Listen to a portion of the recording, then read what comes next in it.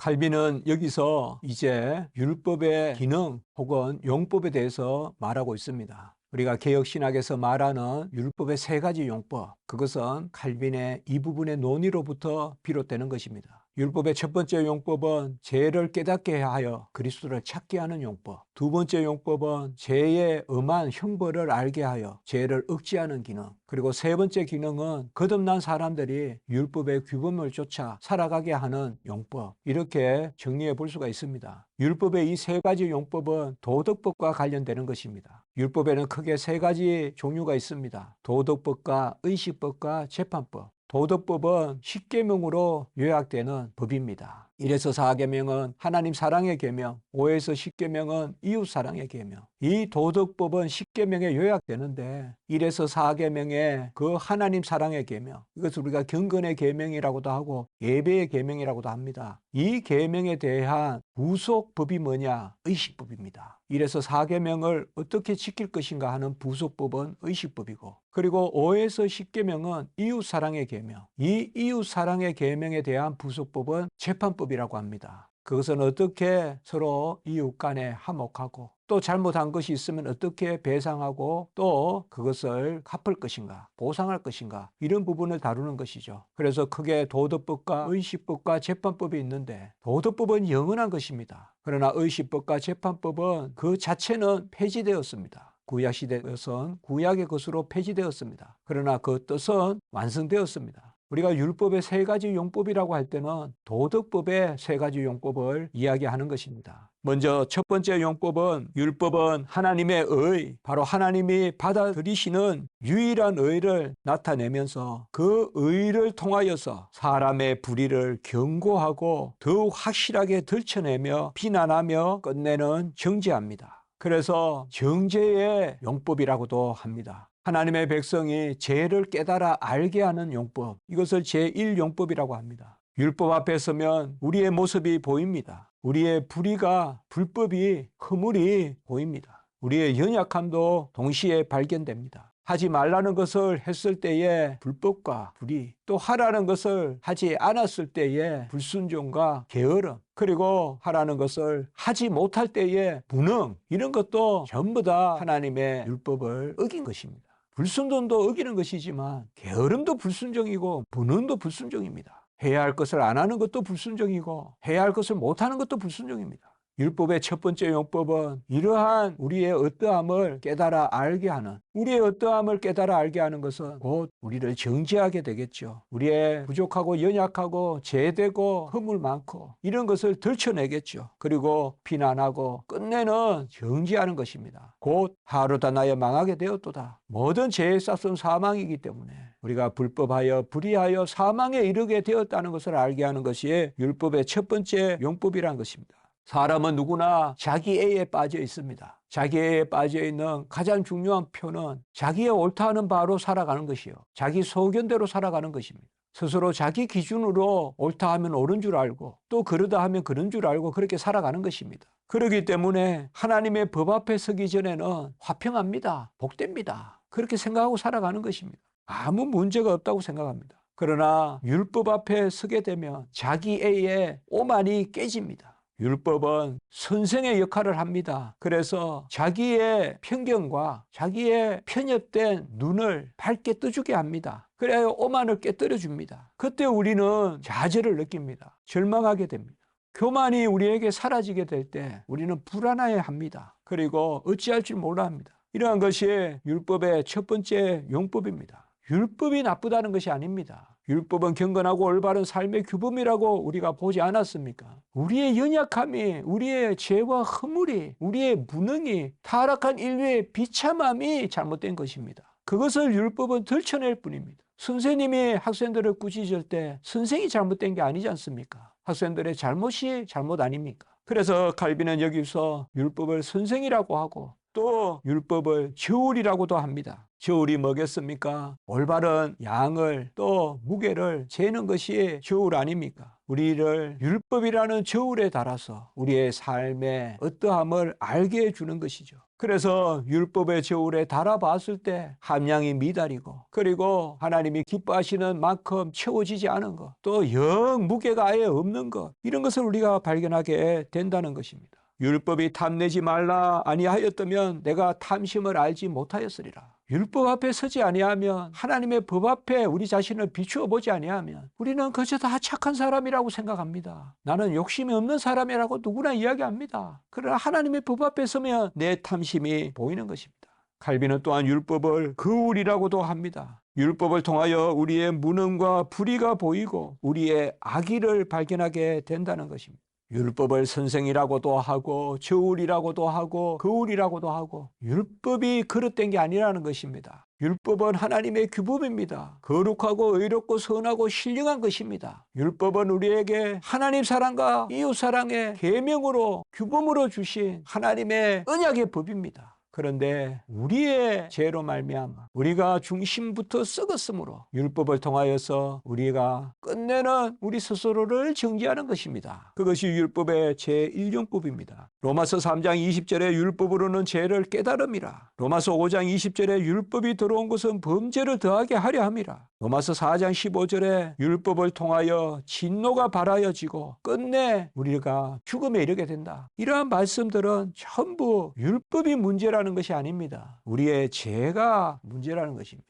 죄가 없으면 율법은 너무나 귀하고 너무나 복된 것입니다. 울송이 같은 것입니다. 정금같이 나오는 것입니다. 마음을 즐겁게 하는 것입니다. 우리의 영혼을 소생시킵니다. 시편 19편에 전에도 한번 이야기했듯이 말이에요. 그러나 죄로 말미암아 우리는 율법 앞에서 진노 가운데 죽게 되는 우리의 모습을 발견하게 됩니다. 칼빈은 이것을 율법을 통한 죽음의 경륜이다라고 이렇게 표현합니다. 우리 죄로 말미암아 죽음의 경륜, 죽음이 우리 안에서 역사한다라고 이야기하는 것입니다. 그러므로 아우구스티누스가 이야기했듯이 은혜의 영이 우리 안에 존재하지 않는다면 율법은 오직 사람을 죄인으로 정죄하여서 죽음만이 현존하게 한다라고 했습니다. 우리의 육체적이고 오염된 본성은 하나님의 영적인 율법과 사악하게 다툽니다. 율법의 훈육 앞에 무릎 꿇기 전에 먼저 율법에 대적합니다. 적절하게 율법이 베풀어지고 그것을 적절하게 받아들이면 구원의 도구가 되고, 율법의 의를 다 이루어 하나님을 기쁘시게 했다면 그것으로 영생에 이르겠지만 아무도 율법을 지킬 자 없고 이제 율법은 죄와 죽음의 계기가 될 뿐입니다. 생명과 구원의 상급이 의에 달려 있습니다. 그리고 율법은 이것을 우리에게 확실히 보여줍니다. 하나님이 내가 거룩하니 너희도 거룩하게 했습니다. 그러나 누가 스스로 거룩하게 될 자 있겠습니까? 율법 앞에서는 모든 사람들이 자기의 사악함과 불의를 발견하고 자기의 헛됨과 자기의 무능함을, 비참함을 발견합니다. 그래서 율법을 통하여 멸망을 발견하게 됩니다. 죽음을 발견하게 됩니다. 그러나 율법은 그곳에 그치지 않습니다. 율법의 제1용법은 단지 정죄하는 데 끝나는 것이 아니라는 것을 우리는 주목해야 됩니다. 칼빈은 율법을 통하여서 정죄를 받은 자가 그리스도께로 도망친다라고 이야기합니다. 율법의 제1용법의 핵심은 여기에 있습니다. 율법은 즉시 우리를 정죄하지만 즉시 우리를 그리스도께로 향하게 합니다. 그리스도 안에 있는 하나님의 사랑, 자비로 도망치게 한다는 것입니다. 이것이 율법의 제1용법입니다. 이렇게 본다면 율법의 제1용법은 우리가 죽었다가 살아나는 그 생명을 얻는 칭의 단계에서 우리의 죄를 깨닫고 회개하고 그리고 그리스도의 의를 구하여 거듭나는 그 단계에서 율법이 작용하는 용법이라고도 볼 수가 있습니다. 율법이 우리와 함께함으로 우리는 그리스도의 은혜를 강구합니다. 율법이 죄를 깨닫게 하지 않아도 그리스도를 찾게 된다면 너무나 좋겠지만 아무도 사람은 그렇게 할 자 없습니다. 먼저 자기 죄를 깨닫고 예수 그리스도를 찾게 됩니다. 그리스도 안에서 베풀어지는 하나님의 사랑을 강구하게 된다는 것입니다. 그러므로 율법은 언약의 법으로 작용합니다. 율법의 첫 번째 용법도 결코 저주로 작용하는 그것이 아닙니다. 저주는 결과적인 것입니다. 율법의 본질은 은혜의 법, 언약의 법입니다. 그런데 죄인 앞에서 그 율법은 저주로 작용합니다. 그러나 저주에 그치지 않는 것은 율법은 언약의 법이기 때문에, 은혜의 법이기 때문에 우리를 정죄하지만 그리스도를 찾게 합니다. 그러므로 우리가 하나님 앞에 아무 핑계도 댈 수 없게 합니다. 내 죄로 말미암아 나는 망하게 되었기 때문에 그렇습니다. 내 죄로 말미암아 죽게 되었기 때문에 그렇습니다. 모든 사람이 불순종 가운데 있는 것은 우리가 악한 영에 사로잡혀 있기 때문에 그렇습니다. 그러나 하나님은 그런 우리에게 긍휼을 베풀고자 하십니다. 빈손으로 하나님의 자비로 도망치게 하십니다. 하나님은 심판자이시지만 자비를 베푸시는 은혜의 하나님이십니다. 율법의 제1용법은 이 단계의 율법의 작용을 이야기하는 것입니다. 그러므로 아우구스티누스는 우리는 연약하기 때문에 율법의 명령들을 행하고자 애쓸수록 그 아래 지쳐간다. 그때 율법은 우리에게 지시하여 은혜의 도움을 간청하는 방법을 알게 한다라고 했습니다. 율법은 우리를 지치게 합니다. 절망하게 합니다. 좌절하게 합니다. 우리에게 아무것도 없음을 알게 합니다. 낙담하게 합니다. 그러나 은혜의 도움을 간청하는 방법을 알게 한다는 것입니다. 그래서 율법의 유용함은 우리가 연약함을 깨달아 그리스도 안에 있는 은혜의 약을, 은혜의 그 약을 탄원하도록 하는 데 있다는 것입니다. 율법이 의사라는 것이죠. 약이라는 것이죠. 어떨 때 우리가 우리의 죄를 발견하고 의로 하나님 앞에 나아가지 않듯이, 우리의 죄로 하나님 앞에 나아가듯이, 병자라야 의원이 필요하듯이, 병자라야 약이 필요하듯이 율법은 즉시 우리의 병을 알게 하고 약을 구하게 한다는 것이죠. 그래서 율법은 명령하고 은혜는 행할 수 있는 힘을 공급한다라고 아우구스티누스는 이야기합니다.